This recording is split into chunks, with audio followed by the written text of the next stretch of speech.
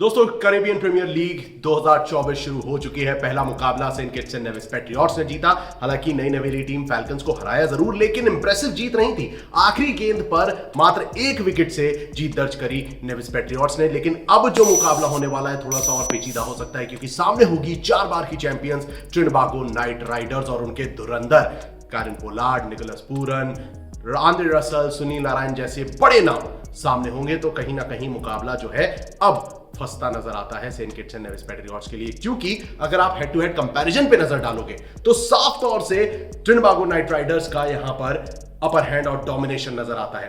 Total 22 मुकाबले दोनों teams के बीच हुए हैं। 2 मैचेस का कोई रिजल्ट नहीं निकला है। 14 मुकाबले ट्रिनिबागो नाइट राइडर्स ने जीते और मात्र 6 मैचेस में Saint Kitts and Nevis Patriots का पलड़ा भारी रहा है। और लास्ट 5 मैचेस की भी अगर हम बात करें तो 3 मुकाबले ट्रिनिबागो ने और मात्र 2 matches Saint Kitts and Nevis Patriots के नाम रहे हैं। तो ये है भाई अभी तक का सफर, अभी तक की हिस्ट्री दोनों टीम्स के बीच। अब अगर हम बात करें वेन्यू की, तो ये जो मुकाबला है सेंट किट्स के होम ग्राउंड में यानी कि वार्नर पार्क में होने जा रहा है। और टोटल 80 मुकाबले यहां पर हुए हैं।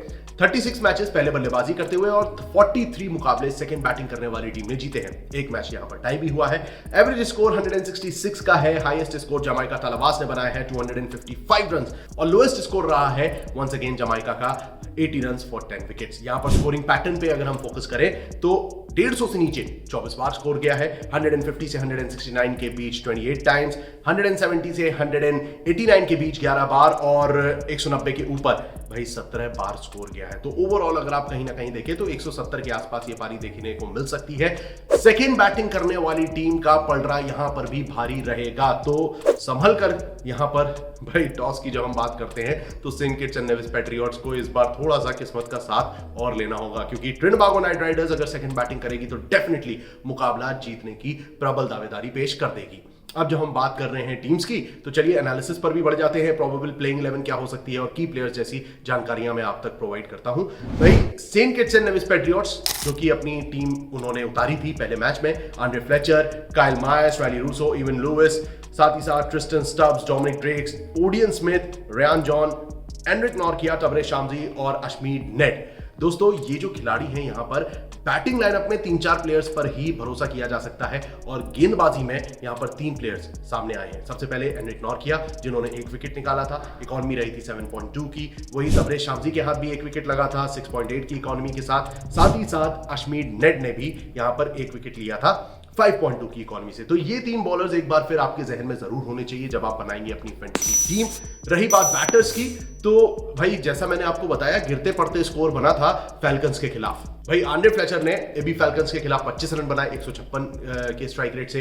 स्टार्टिंग अच्छी मिली थी, हालांकि मिडिल ऑर्डर थोड़ा सा लड़खड़ाया। काइल मायर्स ने 39 रन की पारी खेली 162 के स्ट्राइक रेट से, and then followed by Odean Smith जिन्होंने 27 रन बनाए थे 142 के स्ट्राइक रेट के साथ। मेन यही 3 बैटर्स थे। इनके अलावा इवन लुइस भी छोटी सी पारी खेलते जरूर नजर आए थे, थोड़ा भाई लड़खड़ाते हुए दिखाई दिए। हालांकि टीम में राइली रूसो भी मौजूद हैं, ट्रिस्टन स्टब्स भी हैं, लेकिन इनकी कंसिस्टेंसी पर हमेशा सवाल खड़ा रहा है। तो कहीं ना कहीं Saint Kitts and Nevis Patriots थोड़ा सा संभल कर खेलने की जरूरत है इस टीम को।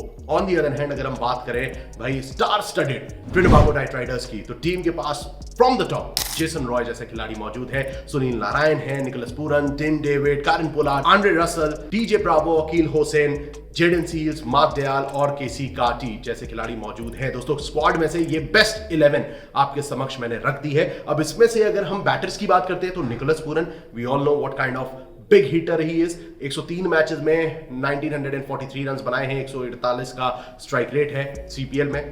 कायरन पोलार्ड की ऑलराउंड प्रदर्शन की अगर हम बात करें तो 114 मैचेस, 2574 रन्स, 149 का स्ट्राइक रेट और साथ ही साथ 56 विकेट्स इनके खाते में हैं। अब भाई ऑलराउंडर की बात हुई है तो आंद्रे रसल कैसे पीछे रह सकते हैं।